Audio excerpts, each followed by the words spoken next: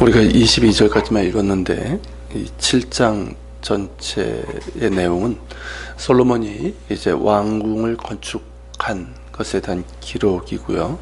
그리고 이어서 두로의 놋세 대장장이인 이 히람을 통해서 성전의 기구들을 만든 것에 대해서 기록하고 있습니다. 언뜻 보면 이제 글의 순서가 이렇게 성전을 짓고 그리고 왕궁을 건축하고 그리고 이제 성전 기구를 만드는 이런 식으로 배치되다 보니까 솔로몬이 성전을 건축하고 왕궁을 짓고 그 후에야 성전의 기구들을 만든 것으로 생각할 수 있지만 그렇지 않습니다. 그러니까 성전 건축과 내부 장식 후에 왕궁 건축을 시작한 건 맞지만 그럼에도 성전 기구 제작을 하도록 해서 성전을 짓는 일을 중단 없이 추진했다는 것을 말하고 있는 겁니다. 그럼에도 불구하고 성전 건축의 과정의 중간에다가 이렇게 이제 왕궁 건축에 대해서 기록한 이유는 어느 정도 저자의 의도성이 있는 것으로 볼 수가 있습니다. 그것은 성전 건축 후에 왕궁을 바로 그 밑에 건축하지 않았습니까? 그것을 통해서 얻을 수 있는 어떤 효과라고 할 수 있을 겁니다. 자, 성전과 왕궁이 이제 바로 이제 거의 같은 장소에 연이어 건축되면서 얻어지는 효과는 백성들이 하나님을 사모하게 되었다는 것이고요.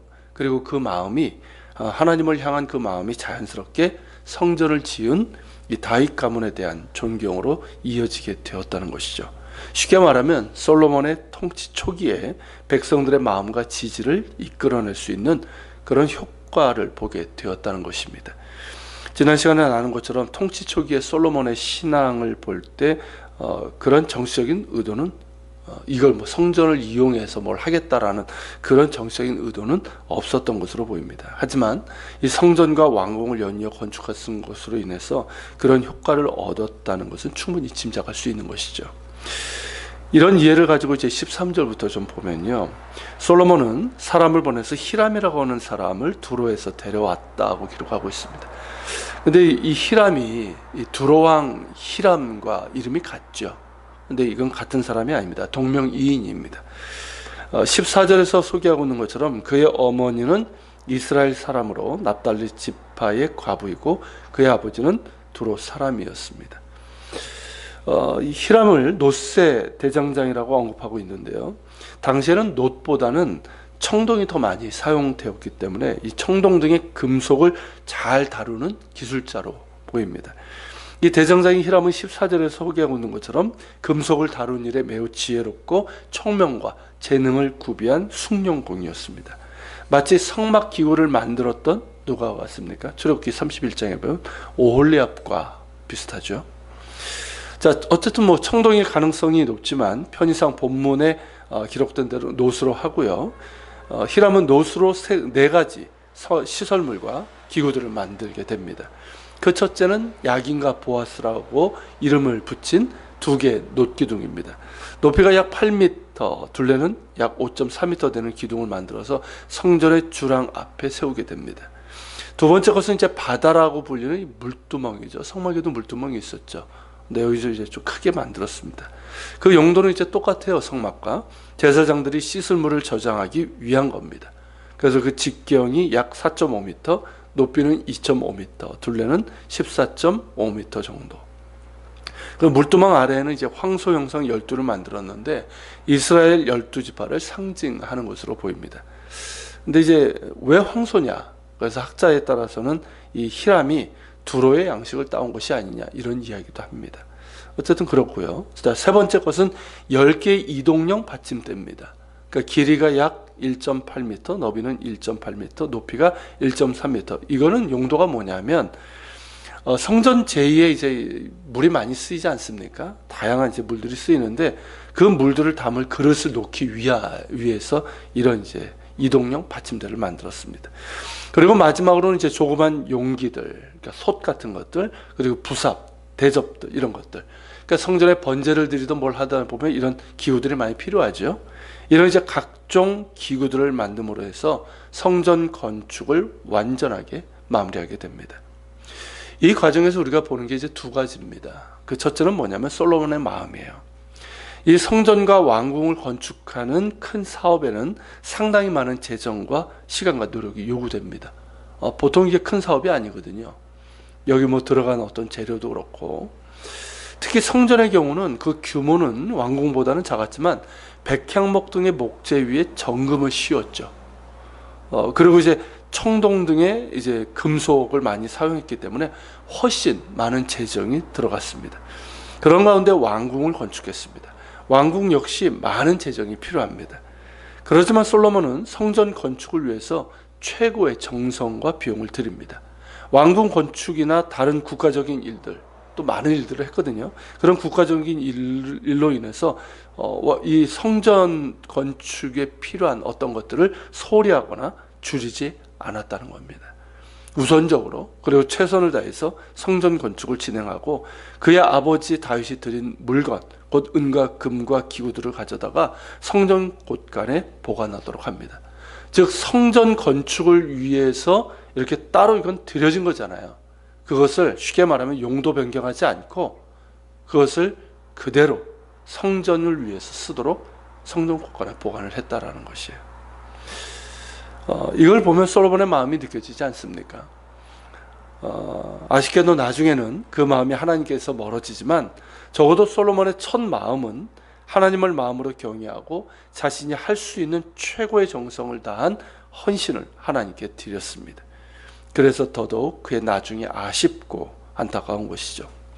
그리고 또 한 가지는 이 대장장이 히람이 만들어 세운 두 기둥입니다. 앞에서 본 것처럼 히람은 노수로 두 기둥을 만들어서 성전의 주랑 앞, 그 성전 현관에 세웠습니다. 그리고 그 이름을 야긴과 보아스라고 했습니다. 이 이름은 누가 붙였을까요? 히람이 붙일 수 있는 건 아니죠. 이건 솔로몬이 붙인 겁니다. 그리고 그 이름에는 그의 신앙 고백과 소망이 담겨 있습니다. 왜냐하면 야긴이라는 말은 그가 세우신다, 야킨인데요. 그리고 보아스는 그로 인해서 강해진다, 이런 의미를 갖고 있어요. 자, 무슨 뜻입니까? 이 야긴은 하나님께서 세우신다는 뜻이고요.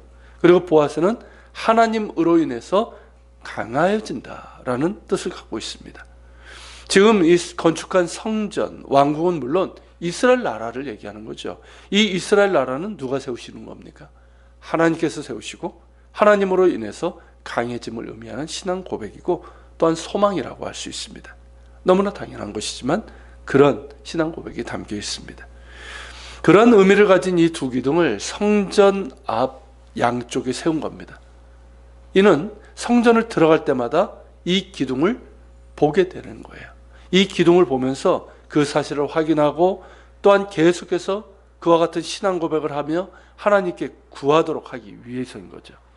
그렇게 솔로몬도, 제사장들도, 백성들도 성전으로 나아갈 때마다 이 야긴과 보아스 두 기둥을 보면서 하나님께서 이 성전과 이 나라를 세우시고 오직 하나님으로 인해서 강하게 됨을 기억하면서 그런 신앙 고백과 소망을 갖고 구하게 되는 것입니다. 이는 마땅히 기억해야 되는 사실이고 늘 확인하며 입술과 마음으로 고백해야 될 신앙 고백이며 간구해야 될 소망이죠. 이는 우리 역시 마찬가지 아닐까요? 자, 우리는 하나님의 임재로 인해서 우리의 교회도 성전이기를 구하고 있습니다. 그렇다면 우리는 늘 야긴과 보아스를 기억해야 할 것입니다. 교회는 주님께서 친히 세우십니다. 교회 주인은 주님이시고 교회는 주님의 몸입니다. 그런 까닭에 우리의 고백과 실천은 주님께서 교회의 주인 되심에 대한 고백과 신뢰와 순종이고 또한 주인이신 주님께서 원하시고 기뻐하시는 교회를 세워나가고자 하는 소망과 열심과 헌신입니다. 그럴 때 교회는 야긴과 보아스, 즉 하나님께서 친히 세우시고 하나님의 은혜로 인해서 강하여질 것입니다. 우리가 모일 때마다, 예배와 기도 때마다, 또한 모든 섬김과 봉사에서 늘 확인되고 고백되고 가져야 될 소망입니다. 우리의 삶도 마찬가지죠. 성경은 우리의 몸이 성령을 모신 하나님의 성전이라고 말씀하고 있습니다. 또 사도 바울은 나의 나 된 것은 하나님의 은혜로 된 것이다 라고 고백하고 있습니다. 우리를 구원하시고 우리의 삶을 인도하시면서 당신의 사람으로 세워가시는 하나님의 은혜가 있습니다. 또한 우리가 하나님의 주권과 통치에 겸손한 신뢰와 거룩한 순종으로 나아갈 때 하나님께서 더욱 크신 은혜와 능력으로 함께 하실 것입니다. 우리의 능력은 오직 주의 은혜에 있습니다. 주님의 은혜로 나를 강하게 하십니다. 즉 우리의 삶에도 야긴과 보아스가 있다는 것입니다. 하나님께서 우리를 세우시고 하나님으로 인해서 강하여지는 야긴과 보아스의 삶이 곧 우리의 삶입니다. 그러기에 오늘도 우리를 세우시고 우리를 강하게 하시는 하나님의 긍휼과 도우시는 은혜를 구하면서 십자가 앞으로 나아갑니다. 같이 기도하겠습니다. 오늘 말씀을 기억하면서 기도합시다. 주님, 하나님을 위한 하나님 그런 헌신과 정성이 우리 가운데 있게 하시고, 또한 야긴과 보아스라고 하는 이 말에 담겨져 있는 의미가 우리에게도 하나님 동일합니다. 우리의 삶에서도 하나님께서 세우시고 하나님으로 인해서 강화해지는 그 은혜가 있고, 또한 주님 교회에서도 또한 그러합니다. 이 사실을 기억하면서 늘 감사하며 주의 은혜를 구하며 저희들이 나아갈 수 있도록 도와주시옵소서. 우리 기도하며 같이 나아갑니다.